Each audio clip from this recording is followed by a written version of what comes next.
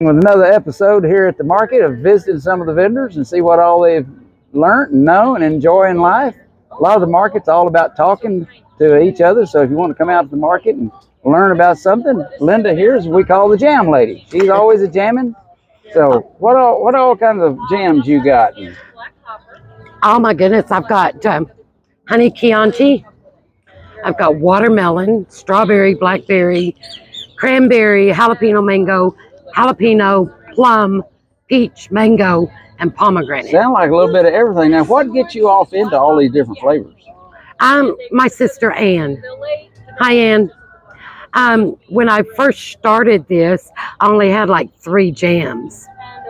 And talking with my sister, she was like, well, why don't you make some strawberry or cranberry? I mean, I know just I've seen a different. few of the visitors come by, clients, and ask about my grandma used to make prickly pear jam or something like Yes, that. prickly So pear. that kind of inspires you to want to go try that flavor? See what Yes. it's all about, you know? Yes. Even the Texas persimmon. I believe it was a lady that brought you some persimmons Yes. to get you started in that. Yeah.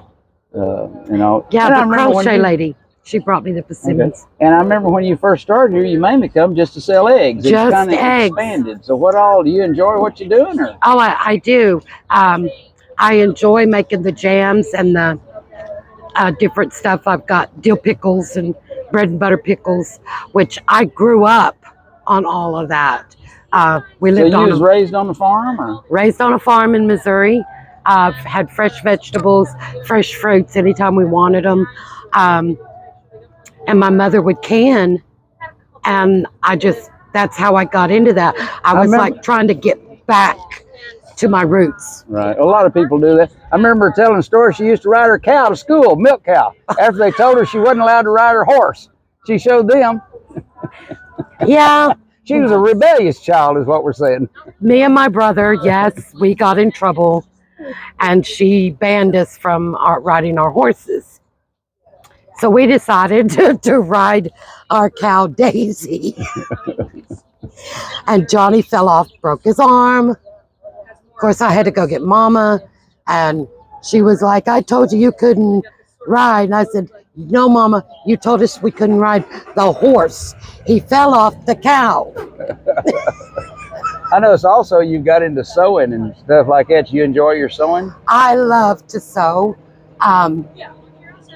My mother sewed, and I started about 15 years old when she started teaching me how to sew little things, So, and my best friend Patsy is the one that got me into this. She wanted me to make a towel that goes around your neck with the towels. And she wanted me to make these for her 2 sons, Sandy and Kelly. Well, she lived here in Killeen. I lived in Levelland, so the towels that year for Christmas didn't get made. Then she passed away, and then I moved to Killeen, and before Christmas, I thought of this. I thought of her. And so I made these towels, one for Sandy and one for Kelly. And it's kind of grown from there. I know you sell quite a few of them to the barbecuers. Yes, I do. I actually sold 2 today. So,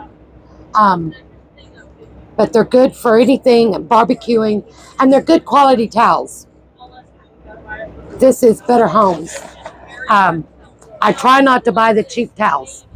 I try to buy something that I would want to use in my kitchen, or what my husband would want outside doing the barbecue or wiping his face, or whatever he needs a towel for. We'll also see you sell salsa over there too. Is it mild or hot? Or? Well, my husband says it's not hot at all, but well, I'm not the one to ask. I think black pepper is hot. I disagree with him. You start eating it, and it's really not hot. But more you eat, more it builds up on you. The hotter it gets. I love my salsa. I sell a lot of it. So, I mean, repeating customers. And when the guests come by the market, you've got a sample jar Yes. where everybody can sample I each have- kind of flavor. I have sample jars for each of my jellies. So if you're, I don't know, well, you could taste it before you buy it. I know one day she brought a batch of her homemade biscuits, her mother's recipe or whatever. They was a big hit, you know, putting the jelly on there and the honey and stuff like that, you know. I did. I need to do that again. So. But yeah, I mean, But no, if you'd like to come by the market and visit with her, and she'd be glad to help you, give you some inspiration on you doing some jelly canning and stuff like that, you know. Yeah. Every mother-in-law is always impressed with a woman that can can. yeah. Yes, I know my mother-in-law was impressed that I could can and sew. So, but yeah, I mean, come by, and I mean, I love to talk. I'm a people person. Will not turn you away. I'll pull up a chair and say, sit down, let's visit. I love to talk. She can do that. She's got a lot of interesting stuff to talk about, you know. So come on by the market here and check out all the different vendors. Each week we're going to try to interview one and get you to know the vendor a little bit better and all. So they're always interested, and just like we don't have a true vegetable farmer, but they're always inspirational on tell you your problems with your plants and your worms and bugs and stuff like that. So if we got a vendor out there that has vegetables, you're more than welcome. Come on out. Set up. Yeah, we would love to have you.